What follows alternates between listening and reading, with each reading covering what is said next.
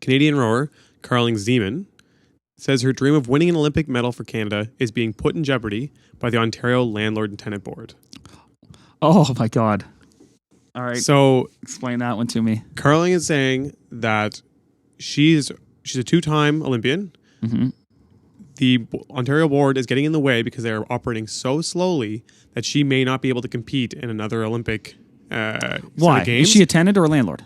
She is a landlord. Okay. And so she bought a property and rented it out, and it was using the extra rental income to subsidize the money she makes as a Canadian athlete, because we give Canadian athletes $1,750 a month, which is effectively nothing. $1,700. All right. So you cannot live off of that. And so she was renting this property out. You cannot. She now has a tenant that is in arrears and hasn't paid. And so she's trying to work with the tenancy board to get this sorted out and fixed. But it's taking so long. She is now having to take on a job that she works 40 hours a week at.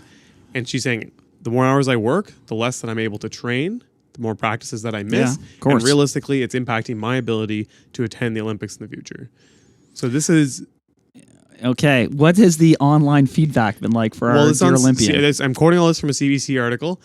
I didn't see the online feedback yet. I'll see if they have a comment section right now. Because here's the thing, like she might be unpleasantly surprised when she realized it does not matter what your past accolades are.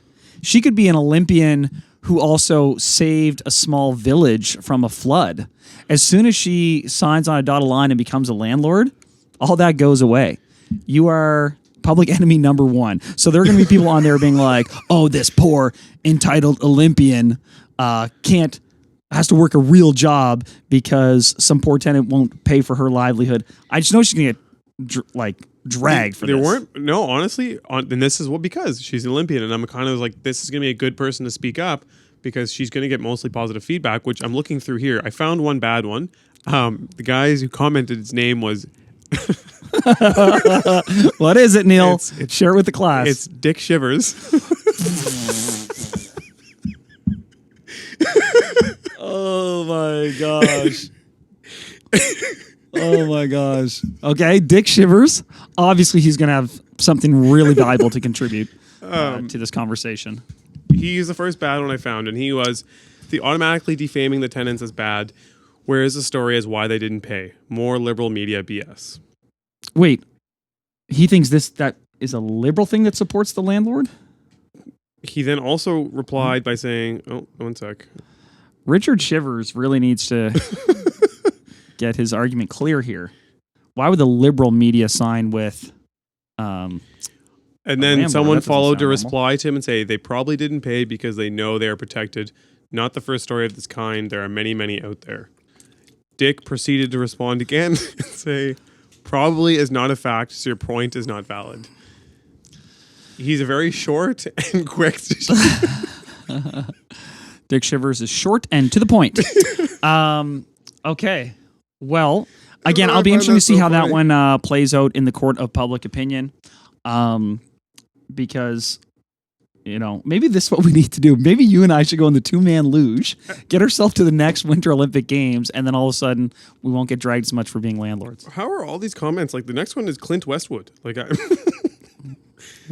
think these are fake names, but I'm starting to wonder the legitimacy of this website. No, that's going to be an interesting one, as I said, because when you do become a landlord, you lose sympathy. But here's my only thing. I will say I think it's good that she spoke up because unfortunately, no one listens to us. And no one's going to listen to anyone unless they've done something that's by masses considered to be a good thing, whether it be saving 1 million children or going and competing for your country. And these people, when they speak up, it honestly tends to sway another body behind them. Because all of her supporters are like, wow, this is insanity. And now here's someone I know, here's someone I've seen that's going through this, and it's like having a negative impact on life. Because I can tell you, anyone who's 1 degree removed from someone who's going through one of these situations sees it and realizes the challenges that person's going through because someone is stealing money from them effectively month to month. But, it's hard when you don't have that platform and people feel arm's length to you. They don't necessarily sympathize as much as they would. But I can't believe you just ignored my comment that we should enter the two-man luge at the next Winter I Games. didn't even hear that. I was No. too busy reading all these comments. We I don't know if I want to be the top or the bottom of the luge in this situation.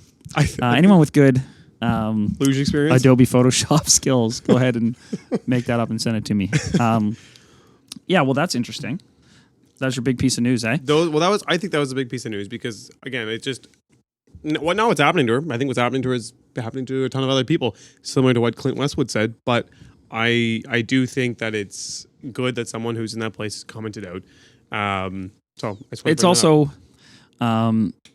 this is the thing with all of this stuff too. I mean, that's presumably a relatively young individual. Most people aren't in the Olympics past their 30s anyway. And I felt the same way about the Airbnb situation. A lot of people renting properties on a small scale, one-offs, if you will, or running short-term rentals, they're predominantly young people trying to make their way, trying to get a little bit of extra cash to do something like pursue a dream or pursue a passion, or even just pay off debt, or just to try to get a foothold in this market that is getting away from us a little bit. And it's hard work. So the people that take this on, they're assuming risk, they're assuming debt, they're assuming extra workload. It is not passive, it is active, it is hard work, and they're not becoming rich off it. They are just trying to grow some measure of net worth. And for these regulatory bodies and for the government and just to crack down on these young industrious people, I think makes no sense. It's counterintuitive to like what we want to encourage our citizens to do, which is to be ambitious, to be entrepreneurial, to start companies and to do all these things.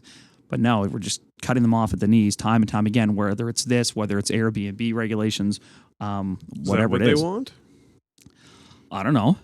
Like, what's your, I mean, your do they stroking? want to encourage? Well, we should. We keep saying that small capitalistic businesses and industrial, human capital, young people, and people of all ages being in. We need to increase our ambitious. productivity as a whole. Yeah. But we disincentivize, we discourage people actively from doing these things. And then what are resources? Like, okay, so if you don't want us to make any sort of net worth on real estate, if you won't let us supplement our incomes with cash flow from rental properties to pay off all these debts, literally, what are we supposed to do? Mm-hmm.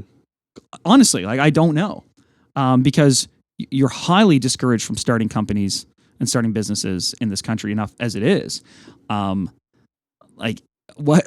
I don't know the alternative. Like, we're just all supposed to be the equal amount of poor and live in this socialist dystopia, but whatever. I feel like we've been digressing. I think we've digressed a little bit, but I agree with what you're saying, and I think that's a common trait that most of our common opinion. I guess I think a lot of our listeners would agree with. If they don't, would love to hear you tell us why you don't, or come on and chat with us so we can talk about it. Yeah. But I think we want to get into today's topic and what we want to go over today. Yeah. So we're going to talk. You want to go over? Well, we're going to talk today about the question about how much to take on yourself, like the DIY approach versus outsourcing to contractors. And I know a lot of people that listen to this show. When to make the jump. Yeah, when to make that jump. A lot of people have asked about that, and a lot of people are out there literally swinging the hammer themselves. And we've both done that to some degree. I'd be curious to hear your look on it. It's something I certainly did starting off, and there were reasons for it. And then I often look back and go, well, the reason was money, and the reason was the opportunity cost of my time. So if I was in this situation now, what would I do? And I feel different ways about it, so we can kind of talk through it.